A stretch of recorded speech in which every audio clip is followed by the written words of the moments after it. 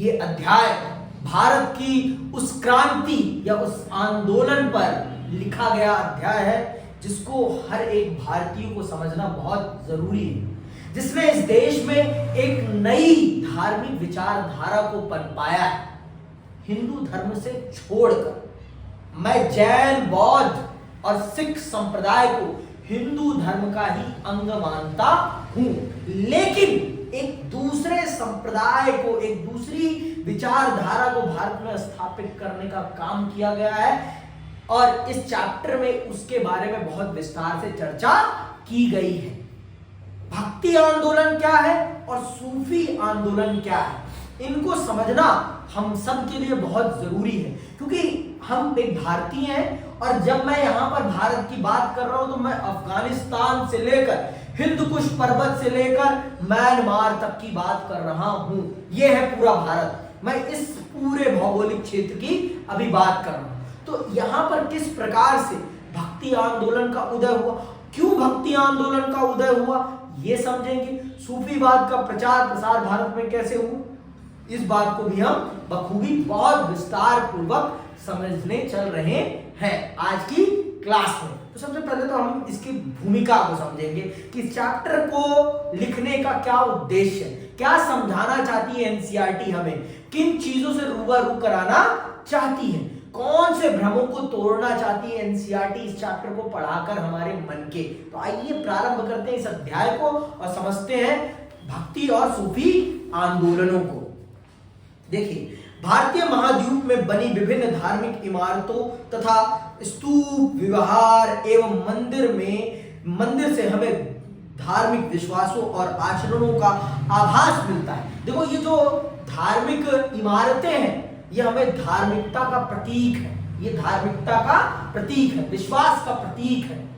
समझ में आई बात, ये कोई छोटी मोटी चीजें नहीं है। मंदिर कोई छोटी मोटी इमारत नहीं है, वो आस्था का प्रतीक चिन्ह है। इसीलिए तो मंदिर मस्जिद के लिए लोग एक दूसरे का गला काटने को भी तैयार हो जाते हैं। ठीक है, आगे सुनो। इसके साथ ही हम धार्मिक विश्वासों का पुनर्निर्माण साहित्यिक परंपरा जैसे पुराणों के आधार पर भी कर सकते हैं। संत कवियों ने जनसाधारण की क्षेत्रीय भाषाओं में मौखिक रूप से स्वयं को व्यक्त किया, जिन्हें उनकी मृत्यु के बाद उनके अनुयायियों ने संकलित किया। बहुत से संत महात्मा हुए जिन्होंने जनभाषा में जनता के साथ अपने जुड़ाव को स्थापित किया, जनता के साथ अपने आप को स्थापित करने का काम किया। देखो, अगर सच में आपको जनता से जुड़ाव करना है तो आपको जनता की भाषा का प्रयोग करना पड़ेगा। और इस आंदोलन में आपको ये देखने को बहुत प्रामाणिक तौर पर मिलेगा कि किस प्रकार से इन संत महात्माओं ने जनता से जुड़ने के लिए जनता की भाषा का प्रयोग किया और जनता से तभी वो जुड़ पाए, और मौखिक रूप से जुड़े, लिखित रूप में नहीं, क्योंकि इस समय की जनता उतनी साक्षर नहीं थी, अक्षर ज्ञान को नहीं जानती थी उतना। ठीक है, तो जनता से जुड़ने के लिए इन्होंने मौखिक और जनभाषाओं का प्रयोग किया और संगीत का, सबसे बड़े स्तर पर संगीत का प्रयोग किया और उसके माध्यम से जनता के हृदय में उतरे ये लोग, और बाद में इनके अनुयायियों ने इनके ज्ञान को संकलित कर दिया, लिखित तौर पर लिख दिया। ठीक है, आगे सुनो। परंतु संकलन करते समय अनुयायियों की कई पीढ़ियों ने एक ओर तो मूल संदेश का विस्तार किया और दूसरी ओर जो विचार उन्हें भिन्न राजनीतिक, सांस्कृतिक एवं सामाजिक संदर्भ में संदिग्ध एवं आवश्यक लगे, उन्हें अपनी इच्छानुसार कहीं कहीं तो परिवर्तित कर दिया और कहीं बिल्कुल त्याग ही दिया। इसीलिए इन स्रोतों का मूल्यांकन करते समय इतिहासकार इन बातों को ध्यान में रखना आवश्यक है। देखो, समय के साथ और राजनीतिक सामाजिक परिस्थितियों के साथ इनके अनुयायियों ने भी इनके ज्ञान के साथ तोड़ मरोड़ की है।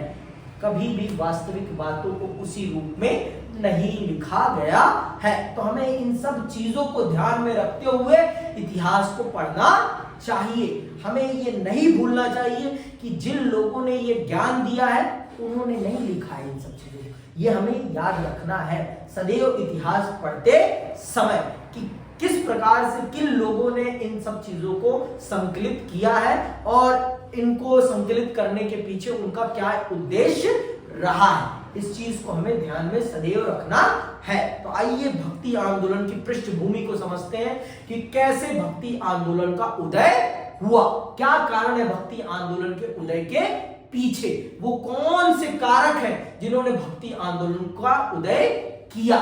ठीक है, आइए पढ़ते हैं और जानते हैं।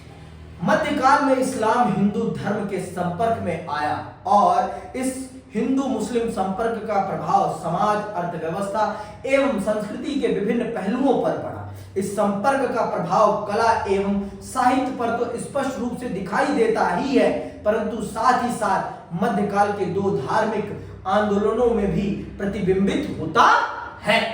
समझ में आई बात?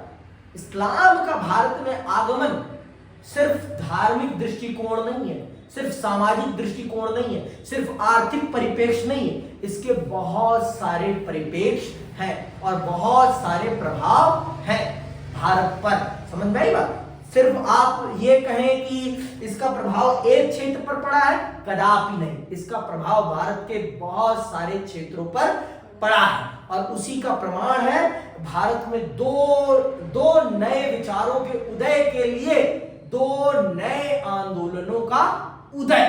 समझ में आई बात? भक्ति आंदोलन और सूफी आंदोलन का उदय भारत के समाज में अपनी धार्मिक विचारधाराओं को सुदृढ़ करने का आंदोलन है। ये बात बखूबी समझिए। अब मैं ये तो नहीं कहूंगा कि भक्ति आंदोलन इसलिए हुआ क्योंकि इस्लाम का प्रचार हो रहा था, मैं ये कदापि नहीं कह रहा हूं, लेकिन हाँ कहीं ना कहीं उसका प्रभाव जरूर था कि भारत की जनता भारत के धर्म से छिटक कर कहीं उस धर्म में ना परिवर्तित हो जाए, इसलिए तो हुआ ही हुआ है। मैं और भी कारण है इसके पीछे भारत के भक्ति आंदोलन के होने के, जिसमें सबसे बड़ा कारण है हिंदू धर्म में अनैतिक चीजों का आ जाना, हिंदू धर्म का आडंबर पूर्ण हो जाना। इन सब चीजों ने भी भक्ति आंदोलन के उदय में बड़ी भूमिका निभाई, लेकिन इस्लाम भी उसके पीछे एक बड़ा कारण है, मैं इसे अस्वीकार नहीं कर सकता हूं। ठीक है, कोई भी नहीं कर सकता, मैं क्या अकेला हूं। इस संपर्क का प्रभाव कला एवं साहित्य पर तो स्पष्ट रूप से दिखाई देता ही है, परंतु साथ ही साथ मध्यकाल के दो धार्मिक आंदोलनों पर भी प्रतिबिंबित होता है। भक्ति आंदोलन एवं सूफी दोनों ही इस्लाम के प्रभाव एवं संपर्क के महत्वपूर्ण उदाहरण हैं। यद्यपि प्रभाव की मात्रा का विषय अत्यधिक विवादास्पद है, कुछ विद्वानों ने भक्ति आंदोलन को इस्लाम द्वारा हिंदू धर्म एवं हिंदुत्व को मिली चुनौती का ही परिणाम मात्र माना है।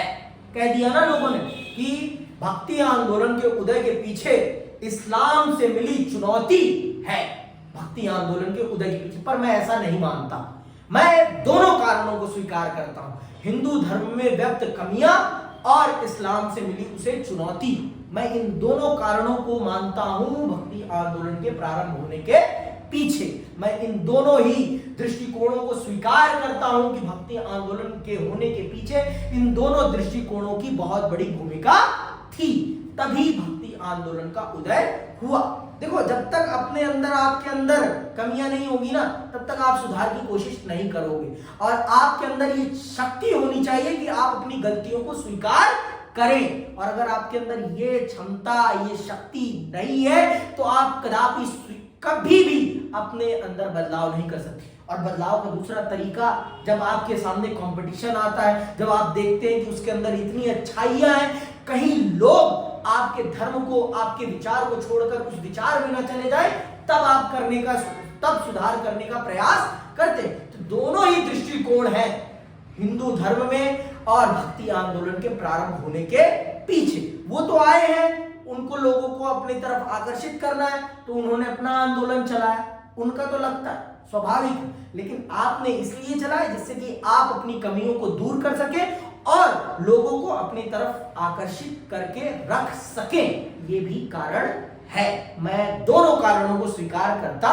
हूं। ठीक है, आप भी अपने अपने विवेक के अनुसार जो समझे वो कर सकते हैं। कुछ विद्वानों ने भक्ति आंदोलन को इस्लाम द्वारा हिंदू धर्म एवं हिंदुत्व को मिली चुनौती का ही परिणाम मात्र माना है, और वे तो भक्ति आंदोलन की एक ईश्वरवादी विचारधारा को भी इस्लाम का ही प्रभाव बताते हैं, परंतु इन विचारों को स्वीकार कर पाना कठिन है। भक्ति आंदोलन हिंदुत्व में ही जन्मा था और एक ईश्वरवाद तो उपनिषदों से शंकर के दर्शन तक में सर्वत्र परिलक्षित होता है, इसीलिए उसे हिंदू धर्म पर इस्लाम का प्रभाव कहना तो सर्वथा अनुपयुक्त ही होगा। इतना अवश्य स्वीकार किया जा सकता है कि इस्लाम ने हिंदू धर्म में प्रविष्ट कर्म कांडों एवं जटिलता को दूर करने के लिए विचार का एक अवसर प्रदान किया। यही बात मैं भी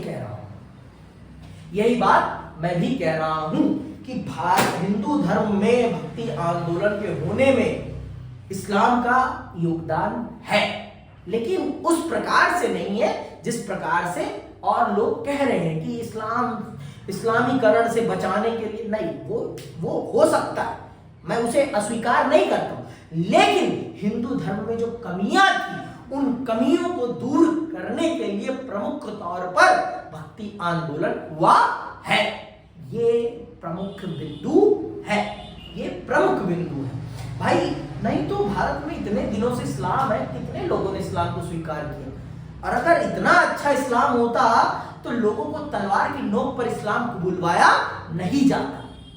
इतना अच्छा इस्लाम होता तो समझ में। मैं इस्लाम की खिलाफत नहीं कर रहा हूं, मैं किसी धर्म की खिलाफत नहीं कर रहा हूं, लेकिन कुछ चीजें तो वास्तविकता है, वहां आपको एक दृष्टिकोण से सोचने पर मजबूर किया जाता है, लेकिन सनातन आपको एक दृष्टिकोण से नहीं बहु दृष्टिकोण प्रदान करता है। आप यहां पर रहकर आप ईश्वर में बिलीव कर भी सकते हो, नहीं भी कर सकते हो, आप आस्तिक भी हो सकते हो, आप नास्तिक भी हो सकते हो, लेकिन इस्लाम में ऐसा कुछ नहीं है। आपको एक ईश्वर में ही विश्वास करना पड़ेगा। सनातन में ऐसा नहीं है, आपके पास बहु विकल्प है, आप जिसको चाहें उसको पसंद करें, जिसको चाहें उसको प्यार करें, जिसकी विचारधारा आपको पसंद है उसकी विचारधारा का अपने जीवन में अनुसरण करें, आपको कोई भी नहीं रोकेगा। यह सनातन है। सनातन में कमियां हैं, लेकिन उससे कहीं ज्यादा उसमें खूबियां भी हैं। सनातन आपको 360 डिग्री सोचने की क्षमता प्रदान करता है, आपको एक दिशा में सोचने के लिए मजबूर नहीं करता। यह सनातन की सबसे बड़ी खूबी है, और इस खूबी को कोई भी मना नहीं कर सकता, चाहे वो दूसरा क्यों ना हो।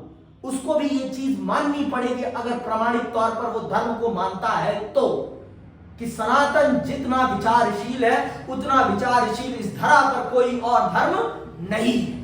ये सत्य है, ये प्रमाणित है, और इस सत्य को कोई भी मना नहीं कर सकता है। समझ में आई? आगे सुनो।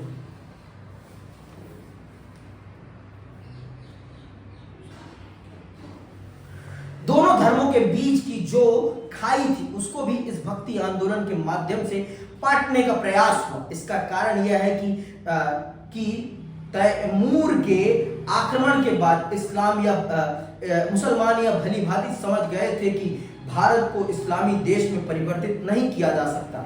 इसके साथ ही साथ हिंदुओं के दृष्टिकोण में भी परिवर्तन हुआ, क्योंकि वे अब तक मुसलमानों को भी भारत में प्राचीन काल के आने वाले अन्य आक्रमणकारियों के समान एक नया उपवर्ग ही समझते आए थे। अब हिंदुओं को अपनी भूल का एहसास हुआ और उन्होंने इस्लाम को एक स्थापित धर्म के रूप में स्वीकार करना प्रारंभ किया। दोनों ही धर्मों को तब तक यह महसूस हुआ कि दोनों ही संप्रदायों के बीच सद्भाव बढ़ाना दोनों के लिए श्रेयस्कर है, मतलब बढ़िया रहेगा। आपस में लड़ने से कोई फायदा नहीं है।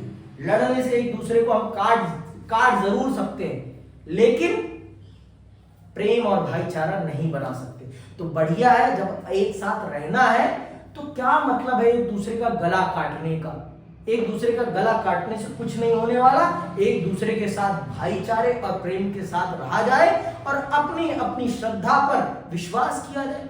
क्यों किसी की श्रद्धा पर प्रहार करना, क्यों किसी का गला काटना, क्यों किसी से शत्रुता मोल लेना।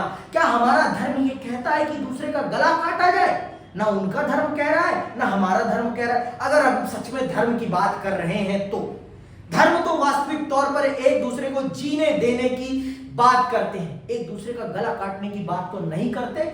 मैंने इस्लाम को नहीं पढ़ा, पर मैंने अपने धर्म को जरूर पढ़ा है। मेरा धर्म तो कदापि ये नहीं कहता कि दूसरे का गला काटो, वो ये कहता है कि खुद भी जियो और दूसरे को भी जीने दो। प्रेम ही जीवन का परम उद्देश्य होना चाहिए। यह हमारे धर्म का परम वाक्य है, परम वाक्य और परम सत्य है हमारे धर्म का। प्रेम ही जीवन है और प्रेम ही जीवन का अंत होना चाहिए, यही हमारे धर्म का कहना है। और मैं अपने धर्म की इस बात का अपने जीवन में अनुसरण करने का प्रयास करता हूं। मैं आशा करता हूं इस देश का हर नागरिक इस चीज को मानेगा।